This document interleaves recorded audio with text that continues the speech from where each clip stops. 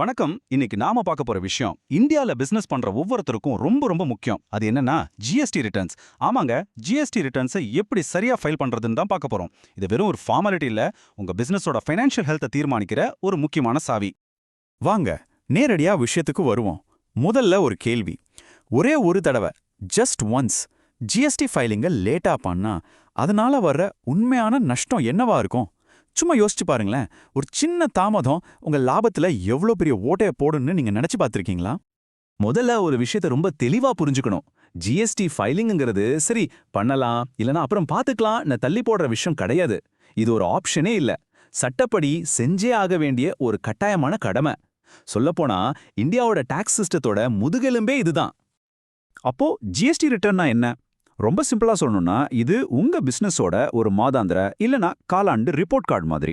உங்க சேல்ஸ் என்ன, பர்ச்சேஸ் என்ன, உங்களுக்கு எவ்வளோ இன்புட் டாக்ஸ் கிரெடிட் இருக்கு, கடைசியா நீங்க கட்ட வேண்டிய வரி எவ்வளோ, இது எல்லாத்தையும் சொல்ற ஒரு முக்கியமான டாக்குமெண்ட். இதை வச்சு தான் கவர்மெண்ட் உங்க டாக்ஸை கணக்கிடுறாங்க. சரி, ஜிஎஸ்டி ரிட்டர்ன்னா என்னன்னு தெரிஞ்சுக்கிட்டோம். இப்போ இத சரியா பண்றது எவ்வளவு முக்கியம்னு பார்க்கலாம். இங்க ரெண்டு பாதை இருக்கு. ஒன்னு சரியா டைம்க்கு ஃபைல் பண்றது, இன்னொன்னு தாமதமா பண்றது. ஒன்னு உங்களுக்கு வெகுமதியை கொடுக்கும், இன்னொன்னு ஆபத்தை கொண்டு வரும். இந்த ரெண்டுக்கும் நடுவுல இருக்கிற வித்தியாசத்தை பார்த்தா நீங்க எந்த பாதையை தேர்ந்தெடுக்கணும்னு உங்களுக்கே புரியும். இங்க பாருங்க, இந்த ஒப்பீடு எவ்வளோ தெளிவா இருக்குன்னு. நீங்க டைமுக்கு ஃபைல் பண்ணீங்கன்னா ஐடிசி கிளைம் பண்றதுல எந்த பிரச்சனையும் இருக்காது. கையில காசு நல்லா புழங்கும்.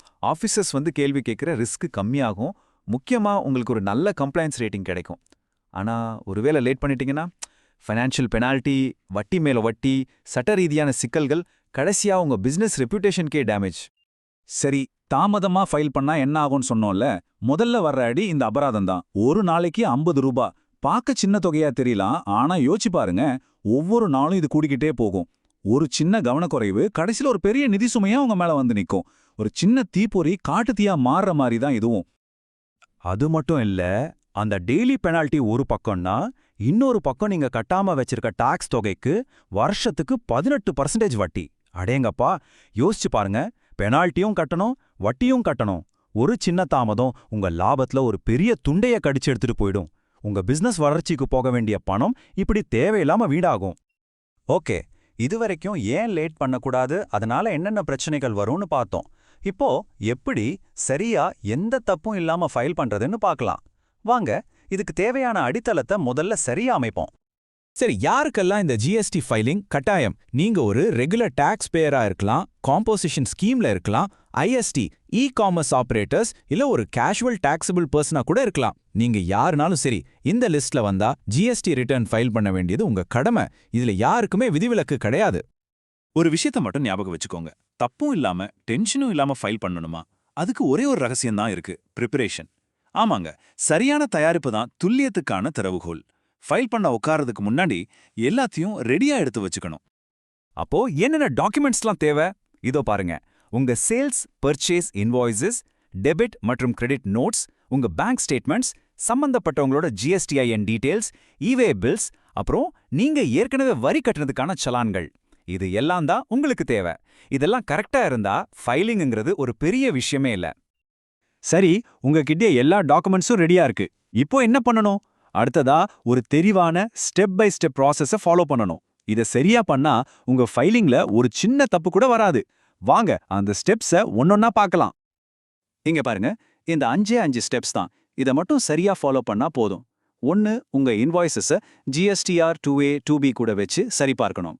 2, உங்க இன்புட் டாக்ஸ் கிரெடிட்டை கழிச்சதுக்கு அப்புறம் நீங்க எவ்வளவு வரி கட்டணும்னு கணக்கிடணும். 3, நீங்க கிளைம் பண்ற எல்லா ஐடிசியும் சரியானது தானான்னு ஒரு தடவைக்கு 2 தடவை செக் பண்ணிக்கணும். 4, ரிட்டர்ன் ஃபைல் பண்றதுக்கு முன்னாடியே கட்ட வேண்டிய வரியை முழுசா கட்டிடுங்க. கடைசியா 5வது ஸ்டெப், ரிட்டர்ன்ஸை ஃபைல் பண்ணுங்க. உங்களுக்கு எந்த பிசினஸும் நடக்கலன்னாலும் பரவாயில்ல, ஒரு நில் ரிட்டர்ன் ஃபைல் பண்ண வேண்டியது கட்டாயம். இதுவரைக்கும் நம்ம பேசினதெல்லாம் பெனால்ட்டியை தவிர்க்கிறது, சட்டத்தை மதிக்கிறது பத்தி தான். ஆனா விஷயம் அதோட முடியல. நீங்க தொடர்ந்து சரியான நேரத்துல ஃபைல் பண்றது உங்க பிசினஸ்க்கு ஒரு பெரிய சொத்தையே உருவாக்கும். அது என்ன சொத்து தெரியுமா? உங்க நற்பெயர், அதாவது உங்க ரெப்யூட்டேஷன். GST complaints rating. இது என்னன்னா, சிம்பிளா சொல்லணும்னா உங்க பிசினஸோட ரிப்போர்ட் கார்டு மாதிரி தான். நீங்க ஜிஎஸ்டி சட்டங்களை எவ்வளவு சரியா ஃபாலோ பண்றீங்கன்னு கவர்மெண்ட் கொடுக்குற ஒரு ஸ்கோர் இது. உங்க சப்ளையர்ஸ், கஸ்டமர்ஸ், ஏன் உங்களுக்கு லோன் கொடுக்குற பேங்க் கூட இந்த ஸ்கோரை பார்க்கலாம். இது உங்க நம்பகத்தன்மைக்கு ஒரு பெரிய சாட்சி. இந்த சார்ட்ட பாருங்க, விஷயம் எவ்வளவு தெளிவா புரியுது. உங்களுக்கு ஹை ரேட்டிங் இருந்தா உங்க மேல நம்பிக்கை அதிகமாகும். யாரும் உங்கள தேவையில்லாம ஆடிட் பண்ண மாட்டாங்க. ஆனா அதே சமயம் உங்க ரேட்டிங் ரொம்ப கம்மியா இருந்தா எல்லாரோட சந்தேக பார்வையும் உங்க மேல தான் இருக்கும். புதுசா பிசினஸ் பார்ட்னர்ஸ் வர்றது கூட கஷ்டமாயிடும். ஒன்னு ஏணி மாதிரி மேல தூக்கும், இன்னொன்னு தடைக்கல் மாதிரி கீழே இழுக்கும். அப்போ பாருங்க, ஹை ரேட்டிங் இருந்தா என்னென்ன நல்லது நடக்கும்னு. உங்க சப்ளையர்ஸ், கஸ்டமர்ஸ் மத்தியில உங்க மேல நம்பிக்கை அதிகமாகும். அடிக்கடி ஆடிட் நோட்டீஸ்னு வர ரிஸ்க் குறையும். மார்க்கெட்ல உங்க பிசினஸோட நம்பகத்தன்மை ரொம்பவே அதிகமாகும். சோ முக்கியமான பாயிண்ட் என்னன்னா, இந்த கம்ப்ளைண்ட்ஸ்ங்கிறது ஒரு செலவு கிடையாது. இது உங்க பிசினஸோட எதிர்காலத்துக்காக நீங்க பண்ற ஒரு முதலீடு. அது உங்களுக்கு நம்பிக்கையும் புது புது வாய்ப்புகளையும் டிவிடெண்டா திருப்பி கொடுக்கும். சரி, கடைசியா ஒரே ஒரு கேள்விதான். உங்க ஜிஎஸ்டி ஃபைலிங்க நீங்க எப்படி பாக்குறீங்க? அது மாசம் மாசம் வர்ற ஒரு செலவா, இல்ல உங்க பிசினஸோட நற்பெயருக்காகவும் எதிர்காலத்துக்காகவும் நீங்க செய்யற ஒரு முதலீடா? இத ஒரு சுமையா பார்க்காம ஒரு வலுவான நம்பிக்கையான பிசினஸை கட்டுறதுக்கான ஒரு வாய்ப்பா பாருங்க. பதில் உங்க கையில தான் இருக்கு. யோசிங்க.